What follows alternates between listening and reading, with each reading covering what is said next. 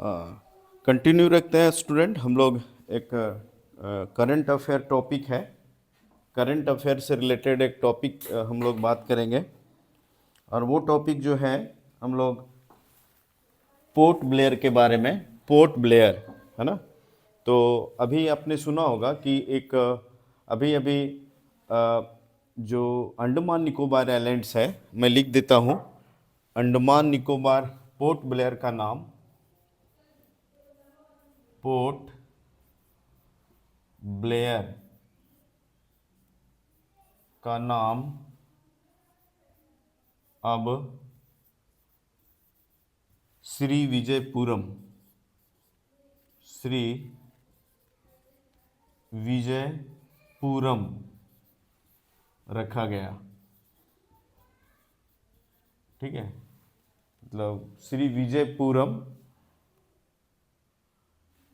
ये तमिलनाडु से हटके है, मतलब तमिलनाडु जो है वहाँ से आसानी से जाया जा सकता है। अप्रोक्सीमेटली 300-350-400 किलोमीटर की रेंज में पोर्ट ब्लेयर है। तो चूँकि वहाँ पर इनका पूरा सांस्कृतिक सभ्यता ये सब यहाँ पर देखी जाती है, तो उनके नाम जो है अब चेंज हो गए। अंडमान निकोबार आइलैंड्स की जो राजधानी था पोर्ट ब्लेयर, उसका नाम चेंज करके श्री विजयपुरम रखा गया। तो मैं यहाँ पर ये बता दूँ, थोड़ा चर्चा कर दूँ कि वो ये जो अंडमान निकोबार आइलैंड है ये कहाँ पर है। ठीक है, ये आप देखेंगे कि ये जो आपका भारत है, ठीक है, तो भारत में क्या है कि 0 डिग्री जो है, 0 डिग्री आपका यहाँ से आती है, 0 डिग्री। ठीक है, अब देखेंगे कि जो 0 डिग्री है वहाँ से आप देखेंगे 10 डिग्री, है ना। 10 डिग्री जो है आपका 10 डिग्री यहाँ पर आपका जो है छोटे छोटे आइलैंड्स है। ठीक है, और इसी आइलैंड्स में जो है आपका अंडमान निकोबार आइलैंड्स स्थित है। अंडमान निकोबार आइलैंड, अंडमान निकोबार द्वीप। ठीक है, इस द्वीप के बारे में ये बताया जाता है, यहाँ सेलुलर जेल, आपने देखा होगा जो सेलुलर जेल है, सजाए काला पानी, यही दिया जाता था। ठीक है, तो चूंकि इसका इतिहास ये है कि इस भारतीय द्वीप को कब्जे में लेने के लिए क्या हुआ था, जो ब्रिटिश जो औपनिवेशिक था, है ना, ईस्ट इंडिया कंपनी, तो वहाँ वहाँ पर एक नौसेना अधिकारी कैप्टन आर्चब्लेड, है ना, ब्लेयर को 1700 मतलब 1778 में, है ना, 1778 में इनका जो नाम है, मैंने अभी आपको क्या बताया,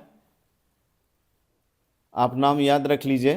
ठीक है, आर्की ब्लेड, है ना, बर्ड आर्की, जैसे ऐसा नाम लिखेंगे, आर्की ब्लेयर,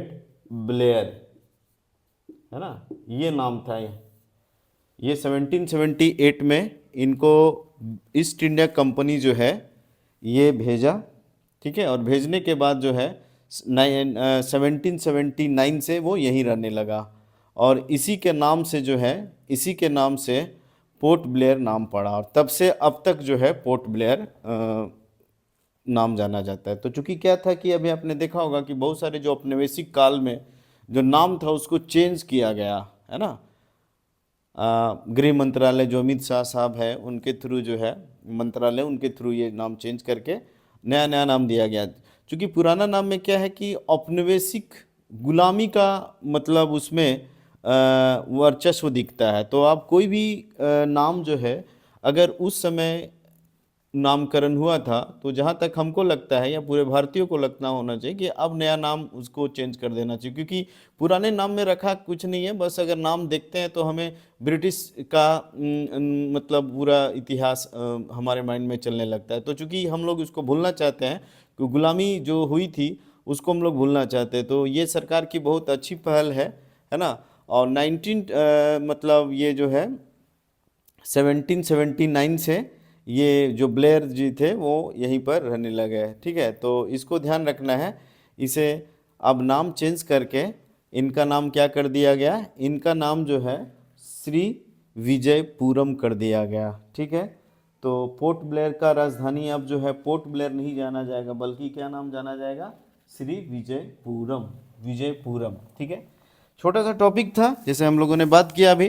ठीक है, तो इस तरीके से क्या है कि इस टॉपिक को कवर करने के बाद थोड़ा ध्यान रखना है आपको कि जो हम लोग तैयारी करवा रहे हैं वो हम लोग हिस्ट्री है, सिविक्स है, ठीक है, ज्योग्राफी जो मेन सब्जेक्ट है हमारा, इसके साथ साथ जो है हम लोग करंट अफेयर से रिलेटेड टॉपिक को भी हम लोग कवर कर रहे हैं। जो हमारी टीम है वो अभी प्रयास कर रही है कि और भी साइंस टेक से रिलेटेड जो टॉपिक है उसको भी कवर करें। ठीक है, तो कुल मिला के क्या है कि जो जनरल स्टडीज़ पेपर है वो पूरा कंप्लीट आपको जो है वो बीएन सिंह आईएएस एकेडमी के नाम से आपको दे दी जाएंगी। आप इसका फ़ायदा उठाएं। ठीक है, और प्रयास करें कि इससे रिलेटेड टॉपिक, जो भी रिलेटेड टॉपिक हो, है ना, क्योंकि क्या है कि हम लोग अभी लेक्चर के पोस्ट पे मतलब पोस्ट पे है हम लोग, तो अभी चूँकि हम लोगों को टाइम कम ही मिल पाता है।